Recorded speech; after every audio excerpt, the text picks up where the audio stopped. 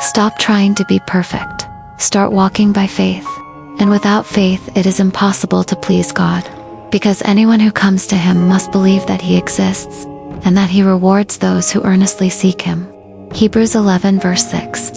Welcome, friends. Today, we are standing on one of the most important thresholds in the entire Bible. Hebrews 11:6 doesn't just tell us what faith is, it tells us what faith does. Notice that faith is built on two simple pillars. The first is the foundational conviction that he exists. At first glance, this sounds almost too simple, doesn't it? Most of us can intellectually agree that there is a creator. But in the middle of a busy, loud, and often painful world, believing he exists requires much more than a nod of the head. It requires an awakening of the heart. It means believing he is actively present in the very moments where he feels most absent. It is easy to believe God exists when the sunset is beautiful and life is easy. But the faith mentioned in Hebrews 11:6 is a sturdy, gritty kind of trust. It is the quiet confidence that in your loneliest room, when the lights are off and the tears are falling, he is there. It is the realization that in your deepest sadness, he is the man of sorrows acquainted with your grief, and in your highest joy, he is the source of your laughter. When we truly grasp that he exists, we stop seeing him as a distant historical figure or a theological concept. Instead, we see him as the I Am, the eternal, unchanging reality that stands outside of time, yet steps into our specific seconds. This pillar of faith tells us that God is not just a part of our lives. He is the foundation of our lives. When the storms of life hit, this belief allows us to stand firm, knowing that the reality of his presence is more substantial, more permanent, and more real than the problems shouting for our attention. He isn't just up there, he is right here. The second pillar is where the warmth truly begins, believing that he rewards those who earnestly seek him. This part of the verse invites us to dismantle the image of God as a distant, cosmic judge hiding behind a heavy curtain, waiting for us to prove ourselves worthy before he shows his face. That is not our God. Our God is a Father who actually longs to be found. He isn't hiding from us. He is waiting for us. But listen closely to that word, earnestly. It's a word that can sometimes feel heavy, like another task on our to-do list. But in the language of the heart, earnestly doesn't mean you have to be perfect. It means you have to be sincere. It means coming to him with your messy, unfiltered questions, your tired spirit, and your not enough feelings, and simply saying, Lord, I am looking for you. It's the difference between a polite, rehearsed speech and the desperate reach of a child for their father's hand. And what is the reward?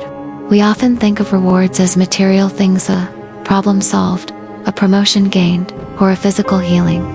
While God cares about those things, the reward Hebrews speaks of is something much deeper. The reward for seeking God is God himself. It is the sudden, quiet peace that settles over you in a hospital waiting room. It is the strength that shows up exactly when you thought you couldn't take another step. It is the whisper in your spirit that says, you are mine, and I am here. When you seek him earnestly, the reward is the discovery that he was never really lost. He was just waiting for you to turn your eyes toward him. He rewards your search with his presence, and his presence is the only thing that can truly satisfy the hunger of our souls. A beautiful scripture that echoes this is Jeremiah 29, verse 13. You will seek me and find me when you seek me with all your heart. In your daily life, this means that your effort to find God is never wasted. Whether you are praying in your car, reading a single verse during lunch, or just whispering his name before bed, he sees that search. And the reward isn't always a pile of money or a problem disappearing. Often the reward is himself. The reward is the peace that comes from knowing you are seen by the creator of the universe. Sometimes, the first part of this verse, without faith it is impossible to please God, can sound a bit scary. It can feel like an ultimatum or a test we are constantly failing. When we hear those words, we might look at our doubts, our wavering hearts, or our bad days and think, well, I guess I've missed the mark. I'm not pleasing him today. But let's look at that word pleased through a warmer, more biblical lens. If you love someone deeply, what is it about them that pleases you most? It isn't their ability to perform for you or their list of achievements. What pleases the heart of someone who loves you is when you trust them.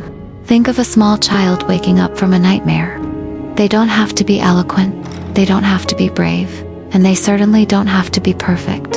When that child reaches out their hand in the dark, searching for their parent's hand, that simple act of trust pleases the parent's heart more than anything else. Why? Because it says, I know you are here, and I know you can help me. It is exactly the same with God. What pleases Him isn't your ability to never make a mistake or to have every theological answer figured out. What moves His heart is your decision to reach for His hand even when your world feels dark. Faith is not a performance.